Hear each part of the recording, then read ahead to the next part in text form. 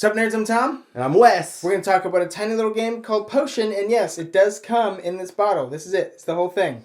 Look at that. It's a great way to teach your kids to play with what's in these little bottles. Yeah, I know. It doesn't even have a child lock thing.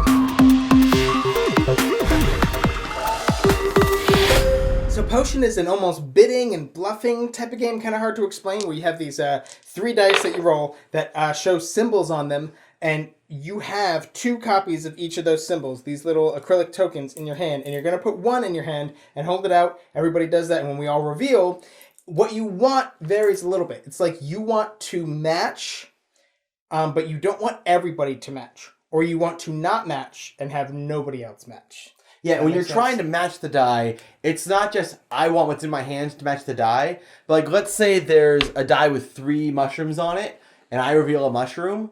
I want there to be exactly 3 mushrooms at the table. So the more players you're playing with, it does get a little bit trickier because, you know, if there's like 6 of us, then, and there's 3 mushrooms, and like everyone's thinking like, oh, I want to be part of those 3 mushrooms, then that could get tricky. But if there's more than 3 mushrooms or less than 3 mushrooms, anybody who put mushrooms out there loses. Actually, that's probably my first and maybe only negative about the game, is that there's no really easy way to explain that ruling.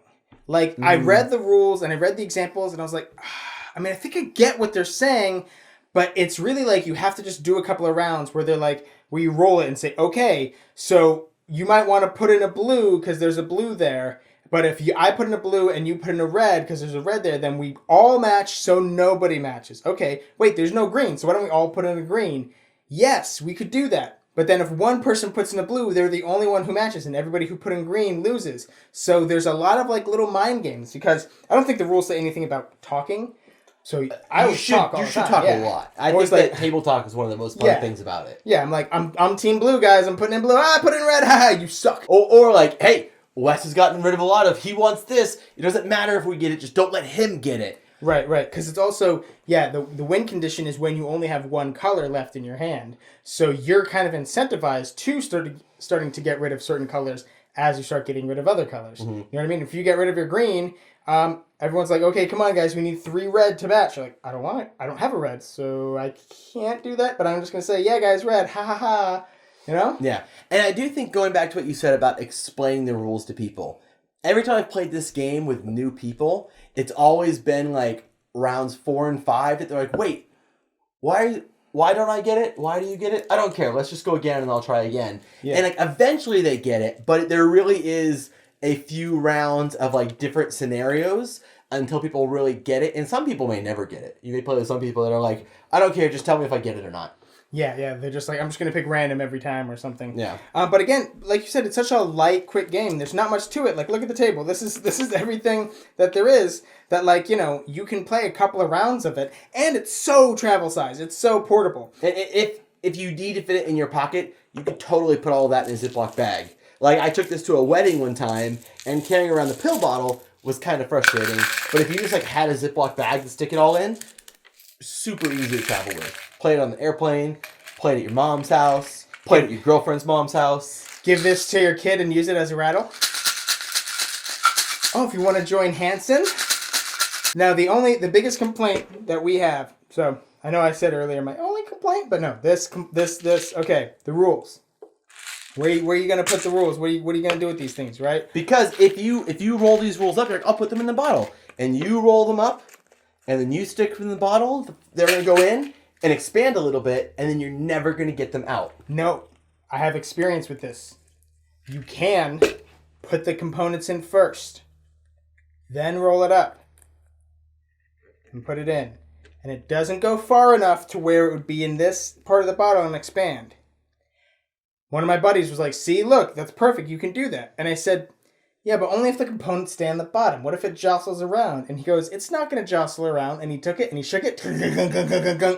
And then he opens it up and he goes, oh, crap.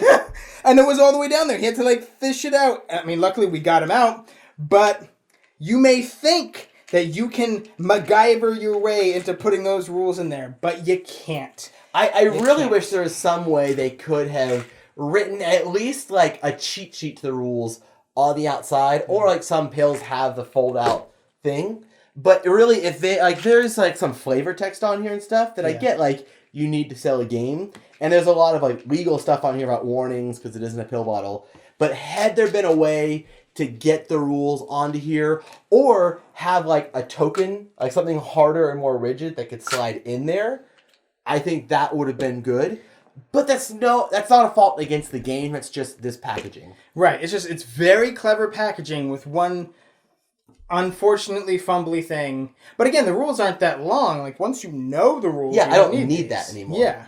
I know there is a promo coming out, I think at Gen Con. There's a little scroll that does fit in the bottle and come out really easily. So maybe, really? yeah, it's going to be super awesome. So maybe there can be a way for them to like put the rules on that eventually, but that's up to them. I don't get to design the game.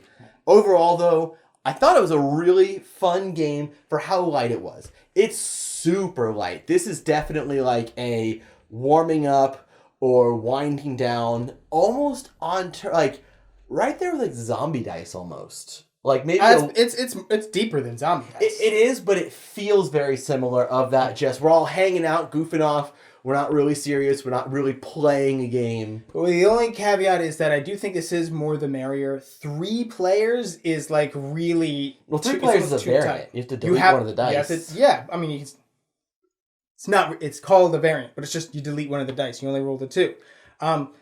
But it's just so very like, it's either I'm going to put this in or you two are going to do that. Like you can like really push one player out kind of easily.